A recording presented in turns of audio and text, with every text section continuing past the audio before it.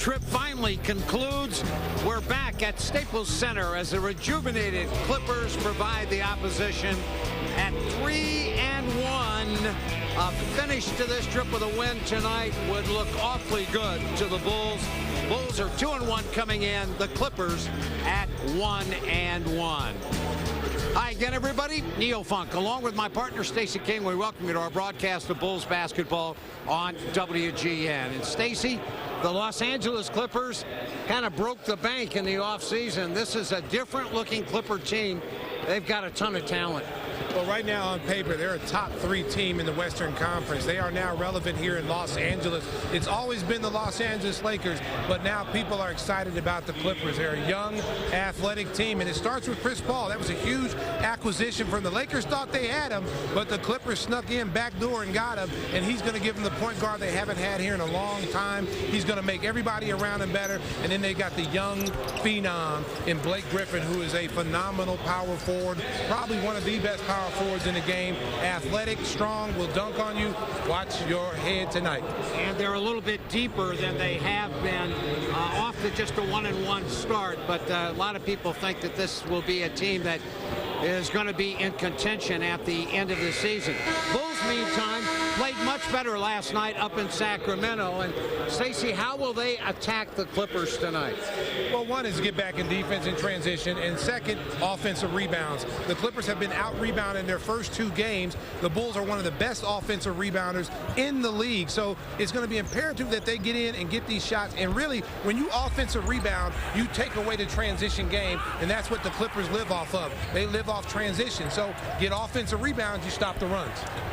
And there's going to be an awful lot of excitement in this building tonight, probably the most ever for the Los Angeles Clippers. A sellout crowd will be here for their home opener. So it's the Bulls and the Clippers as we get set for NBA basketball on WGN. I'm Tom Thibodeau, head coach of the Chicago Bulls. Here's my starting lineup for tonight's game. Luol Deng, small forward, Duke University. Carlos Boozer, power forward, Duke University. Joakim Noah, center, University of Florida. Richard Rip Hamilton, guard, University of Connecticut. Derrick Rose, point guard, Memphis University. Now the Bulls starters you just heard introduced. Here's a look at all 10 for the Clippers. Mo Williams, Chris Paul, Caron Butler, Blake Griffin, and DeAndre Jordan. Chauncey Billups with a sore right groin. Apparently it was a game-time decision. Will not play tonight. Earlier tonight, we had a chance to catch up with Tom Thibodeau and ask him about the newest Clipper acquisition, Chris Paul. You know, a guy like that he's an offense unto himself. You know, he can make something out of nothing.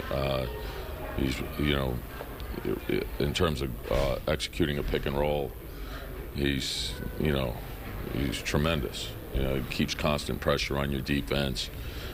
His decision making is excellent, and he has a great feel for the game too. If he feels that he needs to score more, he'll score more. If he feels like he needs to make more, he'll do that. He's a fierce competitor. You know, like he sets the tone defensively. I have a lot of respect for him.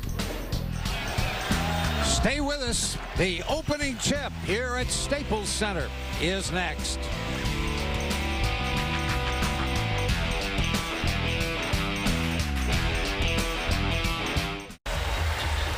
Welcome back. Tonight's U.S. Cellular text question is, which point guard will have the most assists in tonight's game? A, Derrick Rose, B, C.J. Watson, C, Chris Paul, or D, Chauncey Billups. And if you vote for D, you got a problem, because sore right groin, and Billups probably will not play in tonight's contest. Just text your response to 97999 and watch for the results in the fourth quarter.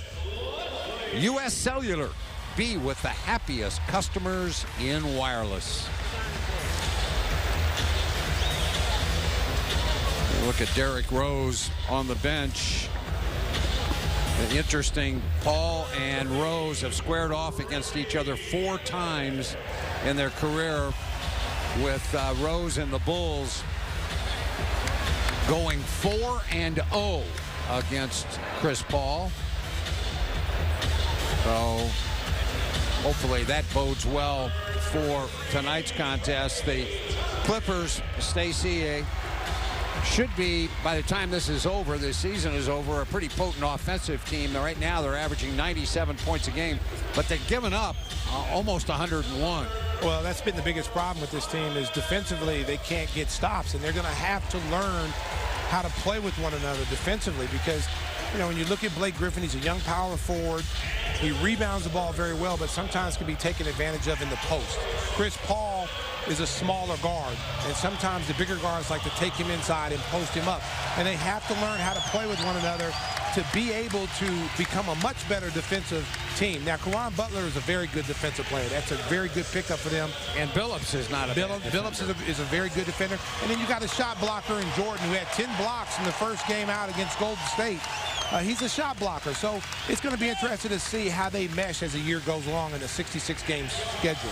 On the flip side, the Bulls averaging 95.7 scoring-wise and giving up 94-7, but their defense, when they've needed it to go into lockdown mode, has been pretty good. Well, we've talked about that throughout the start of the season here. They're one of the best defensive teams coming back this season. They've got their core group together. So when nights that you're struggling offensively, they can hang their hat defensively because they get after teams. And you're going to see that early, Neil, and we've seen that so far in these first 2 or 3 games, is when their offense sometimes bogs down, their defense scores, is able to give them some easy scoring opportunities. And then the other factor for the Los Angeles Clippers, obviously this is the first time they've had this much attention paid to them, especially here in the city of Los Angeles, as well as around the NBA. How will they hold up to the pressure of all of a sudden being kind of a marked team? Well, it's going to be interesting to see whose team this is going to be. Is it going to be Chris Paul's team? Is it going to be Blake Griffin's team? I mean, so there's so many questions that need to be answered. I think when it comes down to it, I think it's going to be a Chris Paul team because he's the point guard. He's a guy that can get everybody involved. And I think that Blake Griffin would be just as happy, if it's not that he doesn't have some leadership qualities, but I think he would be just as happy to kind of turn the team over to Chris Paul. Well, when you get a leader like Chris Paul, a guy that can make your job easier, you see he's made a lot of friends with these lob passes that he's throwing. He's going to be Blake Griffin's best friend, and he's going to get him scoring opportunities, and that's one of the reasons why they went out and got him. This puts them in the top 5 in the Western Conference. This gives them a chance to possibly come out of the West. I still think Oklahoma City is the favorite out of the West. The Lakers are still lingering around. They become back page news now with all this hoopla over here in Clipperland. I still think they're going to be a team to be reckoned with at the end.